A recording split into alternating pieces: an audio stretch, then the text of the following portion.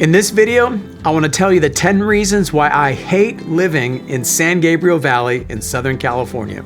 So let's get into it.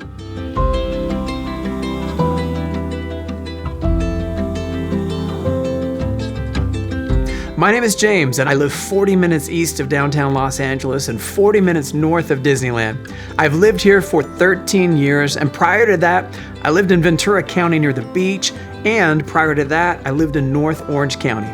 And prior to that, I lived in Alberta, and prior to that, in British Columbia, Canada. So I'll be bringing my unique perspective to this list. Since I did a 10 best reasons for living here in a previous video, and you can check that out, I'm gonna put a link in the description below, I thought I'd share now what I dislike about living here. So let's get started. Number 10, the lack of good public transit. Now, I went to Paris this past summer with my daughter. Their subway or metro goes everywhere in central Paris. We didn't get in a car once because the metro took us everywhere, and I loved it. In general, it's tough to live in Southern California without a car, but things are getting better. In San Gabriel Valley, the Gold Line is currently being extended.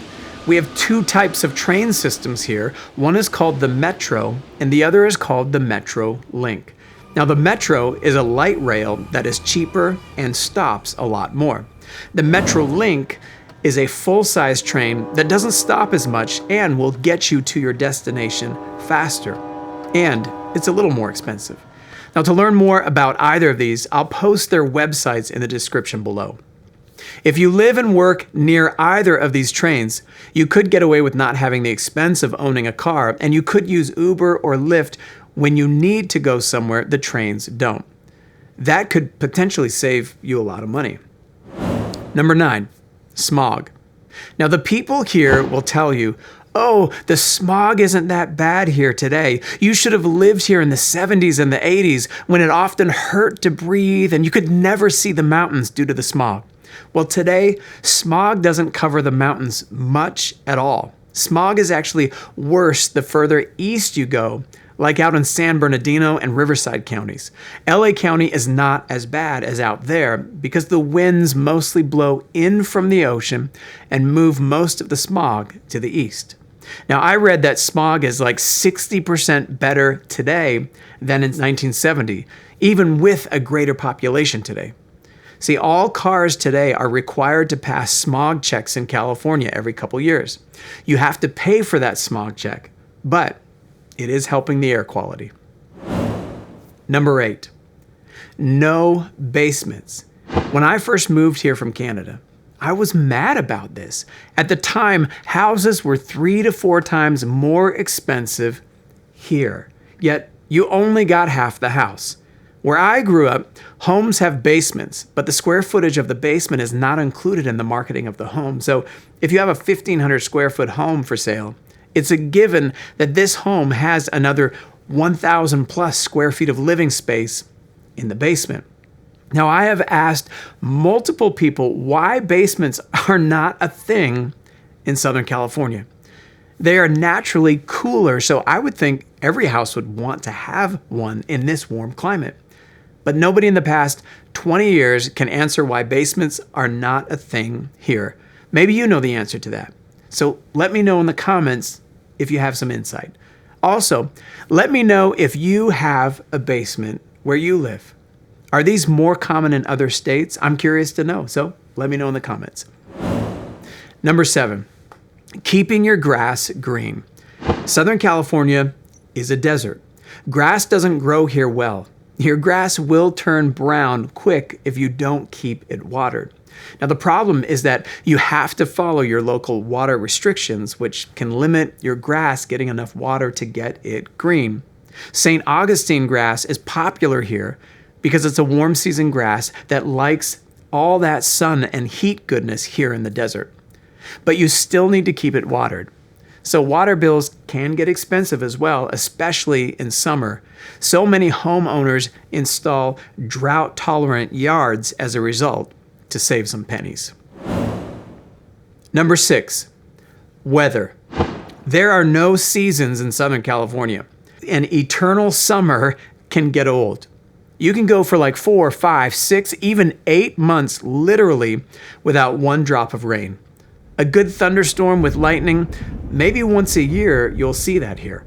Last fall, we experienced a thunderstorm. So me and my 2 boys ran it around in our yard like crazy people with our shirts off and thankful to God for the rare elixir falling from the skies. Then we made aluminum foil boats and we floated them down our street. It was a blast. See, every few years, we do get some extreme amounts of rain like we did this past December and January. But you gotta wait a few years between them taking place. Number 5, earthquakes. There are active fault lines in Southern California. When I first moved here, I was woken up in the middle of the night by an earthquake. I jumped out of bed, freaked out, and I stood in a doorway. My wife laughed at me. She said, "Well, that was fun," and then she went back to sleep. Like any potential natural disaster, though, you should prepare. But you do get used to it.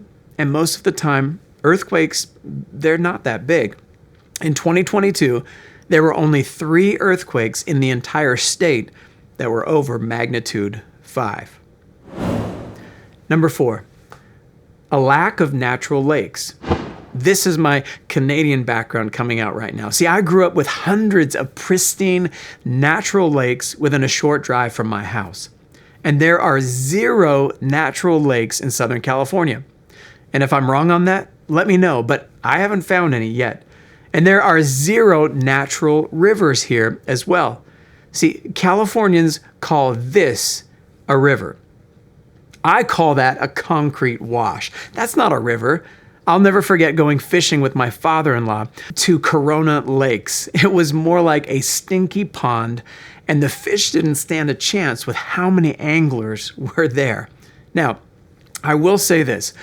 Big Bear Lake, about 90 minutes up the mountain, is a beautiful lake that reminds me of Canada. It is a reservoir, but it feels like a natural lake, and it's a decent size too. It's 7 miles long. Although, when the water level is down due to drought conditions, it's kind of nasty and the shore stinks and I just don't enjoy going. But when the water level is up, it is beautiful. Number 3, people in Southern California wear shoes in their houses. Now, I've gotten used to this, but think about it. How disgusting is that? You don't know what you have stepped on, and then you're willing to bring that into someone's house? That's gross. I really got bothered by this when my kids were young and when I first moved down here. See, having a young child crawling on the floor because, she can't walk yet, and then friends who visit my house track all the nasty crap from their shoes onto clean floors where my daughter is crawling. How rude. Hey, if you want to walk on my clean floors with your shoes on, well, then let me lay out my clean laundry for you to walk all over that as well.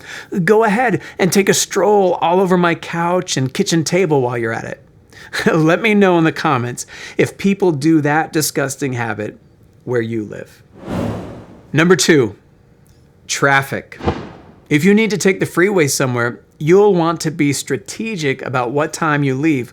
Otherwise, you'll hit traffic.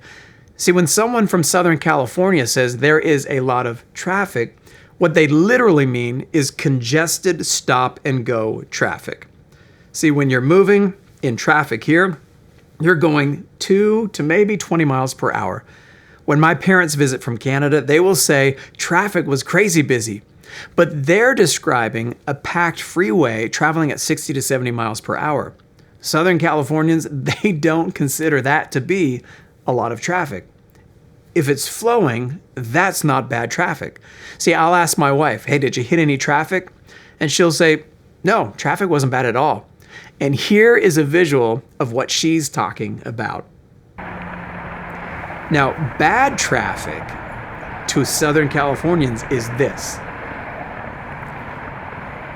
Sometimes driving the 15 miles from Glendora to Pasadena can take you 45 to 60 minutes if you leave at a busy time. That's why you always want to check traffic before you leave. But the good thing about living here in this area, there are multiple freeways you can take. And if one is bad, take a different one. And if you have at least one passenger, you can take the carpool lane. Or you can be a daredevil and ride your motorcycle between all the cars.